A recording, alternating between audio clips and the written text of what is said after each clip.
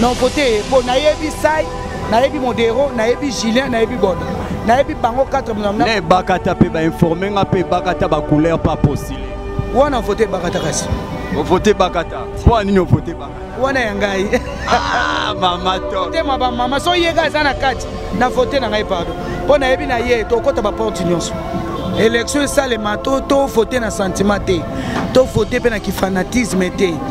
Na sa sentiment te ka le quoi rock bokabela za papa na voté te. To voté muto za compétent.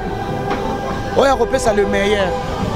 Pour lobby ba artiste, to mekape ko profiter ko sepela pe na eloko to salaka. Junior, oyebi que jusque là na Congo biso ba artiste comédien, to profiter la son eloko. Tout le monde ebi ke boda balate. Eza na ngo pete ke o soki azangi mbongo. Bo poto ki chasse kuma ye luwenje na ngaba. Lemba na matete. Eza peut-être ye moko sepe opinion na ye sepe na balate. Ezo dépendre na ye moko. Elengi à Congo, Glody Diasika, la mignonne, la mignonne, et Tracy Belenga pro.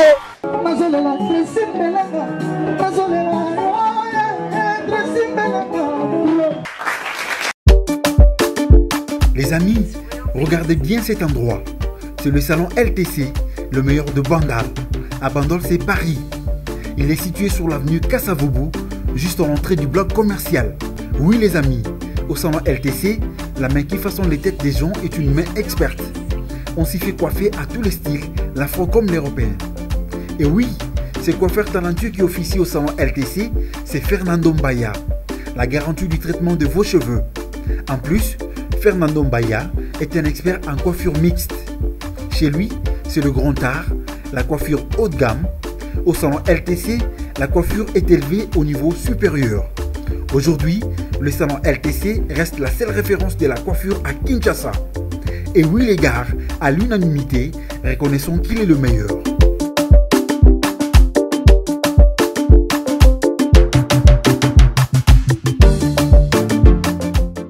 Aza le roi papa Wemba, donc moi si oyazanga génération mama top wato naende toro panzanteke ensemble.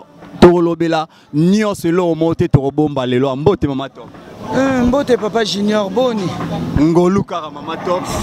Yoka ande bando utangola to luka yo na nenga mukete meto zwara hotel lelo to surprendre yo na lemba en plein tournage. Yebisa biso na tournage yango eza ya nani pe ya nini. Merci Junior pour la parole. Artiste Azarabongo, mon artiste, faut pas perdre mon na souvent.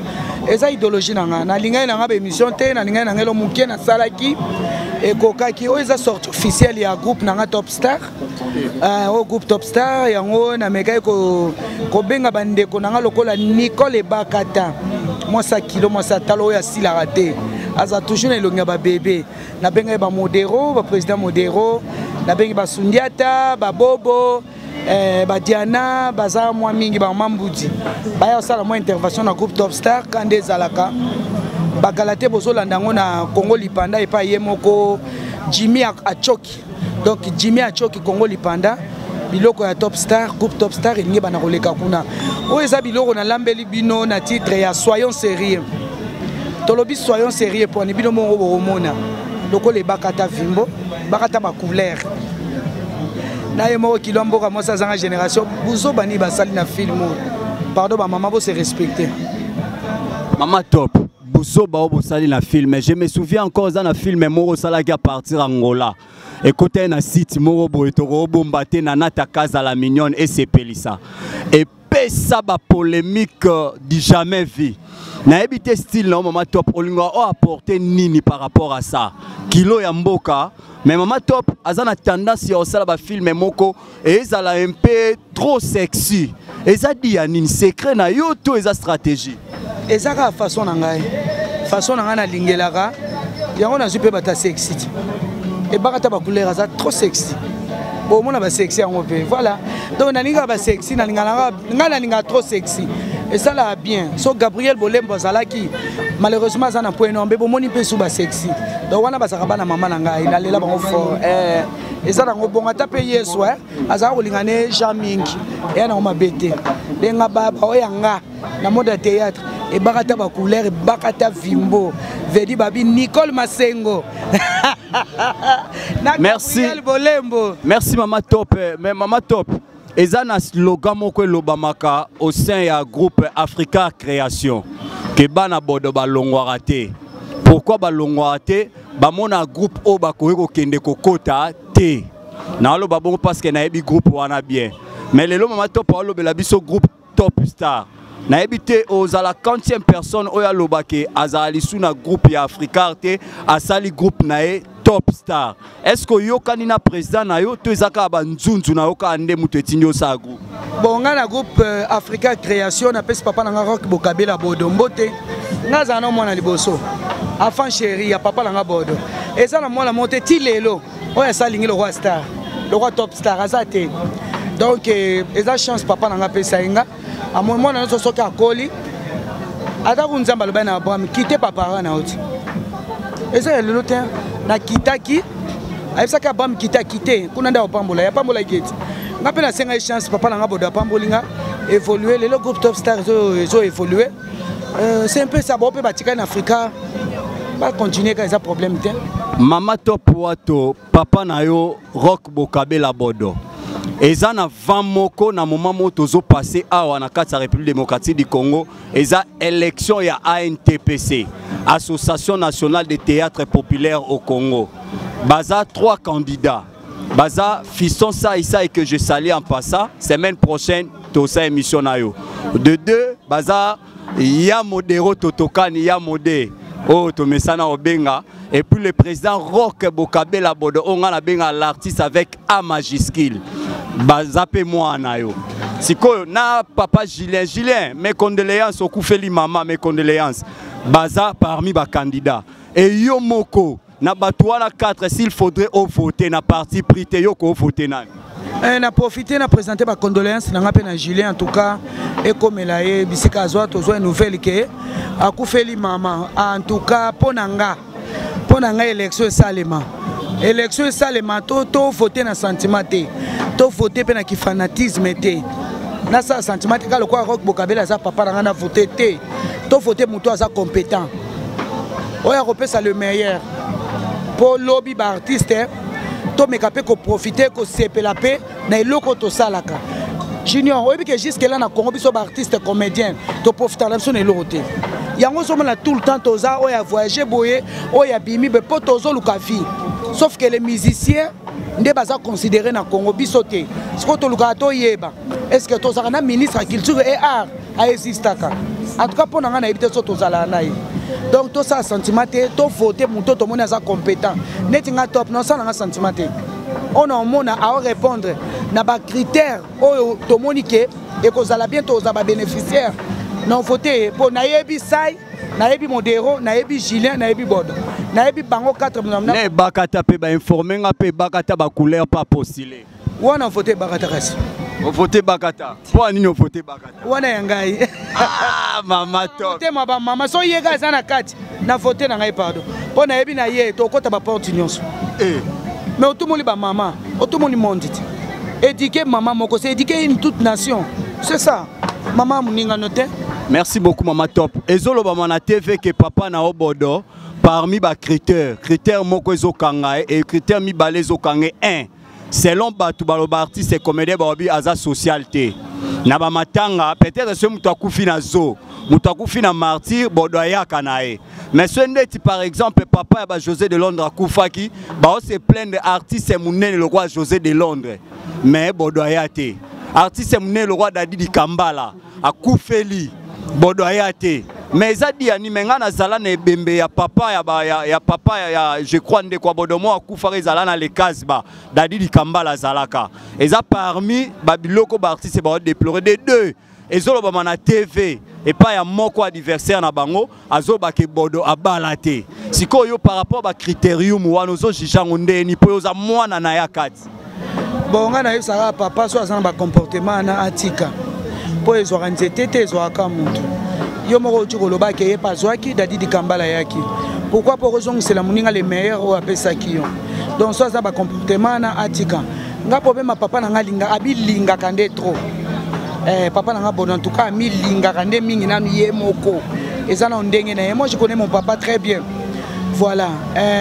Ceux qui prennent le baquet, à balater, tout le monde a dit que Bodo balater, ça, il y a robot batté. Tout le monde a dit que dans le monde artistique, ou bien dans le monde, tout le monde a dit que Bodo balater. Et ça, on a pété que ceux qui ont un bon, poto qui chasse comme il y a l'engaba, l'embana matete. Et ça peut-être y a moi, c'est pas opinion, c'est pas na balater. Et ça dépend de na yemoko. Bon, na habité par rapport à quoi il y a des so mutabalité de quoi empêcher mutu à postuler. Moi je ne pense ce n'est pas ça. Et le raison de tous a besoin de comportement. Toyebi bango bien. Batika ba fantar, batika biloba loba. Yango tende mutu toza lango besoin. Na ici soit fantar. Te na lobika en général. Toza besoin ba fantar na bango te. Toza na besoin soki ya bambongo na bango te. Toza na besoin de mutu asa compétent. Azala oyo to mona ye utile to voter oyo akopesa biso le meilleur o toza na besoin o tozo zela pour biso ba comédie c'est tout. Mama Top to komi presque na suka ya émission nini ko loba ya motuya o nyoso bomba ko lobo yebisa na ba Orlando na partout dans le monde des années. Bon na yebisa ba fan nanga na umeli bo mona ngai soute bo déclaraki bo lobaki en tout cas film yango na lambeli bino bientôt là bokozwa pe na ba site na bino bokozwa na YouTube na Congo Lipanda ya yemoko Jimmy Achoki bolanda nani déjà filmé na yango mona tozana be bakata je crois beaucoup tout le monde bazwinga en pied levé na yeba ité kalate bozolanda filmé na bino bokosepela bozala dessus te tozana biso bien na ngolo nzambe ngane bo mesana pe ko soutenir biso de loin ou de près bo sala rangara et sala rapé biso malamu mingi c'est ça na la minga kolobate moi dédicace na ngana chita bokole moi so asolisanga bien pour na ninte ma fala muemba maître chance muemba yemoko pasteur Alain Akasia Maliki pasteur Alain Akasia Maliki donc na sepeli à trop merci beaucoup Charles Mbongo contre Mbongo yemoko Aristote Kitambala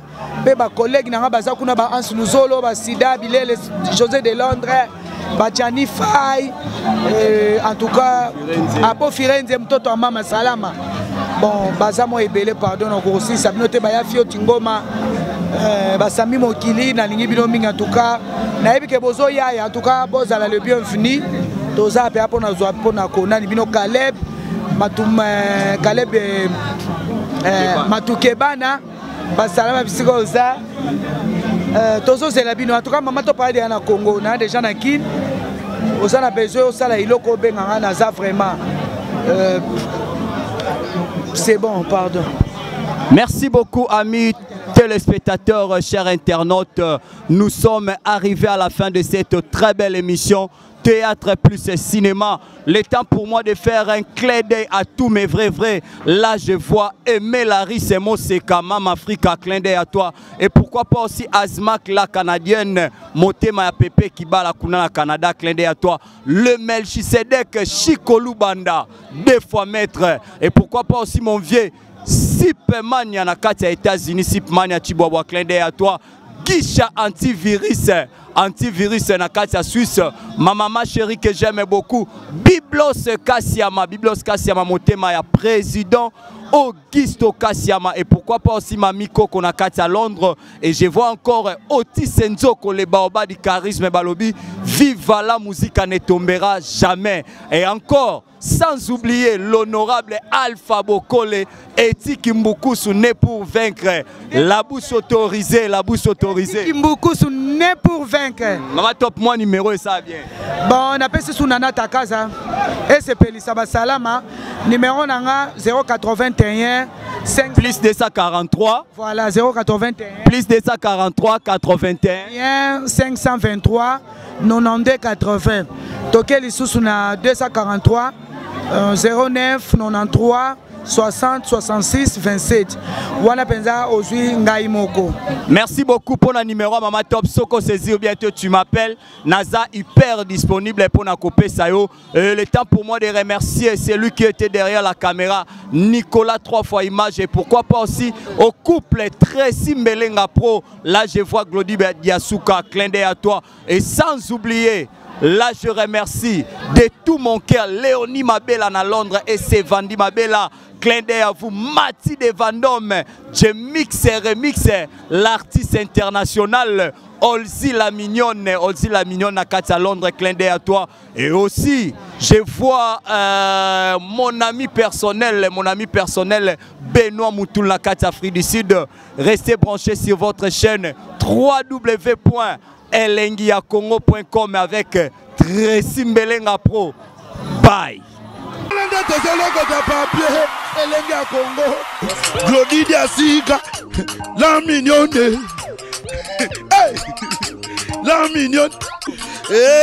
Tracy Mbelenga Pro.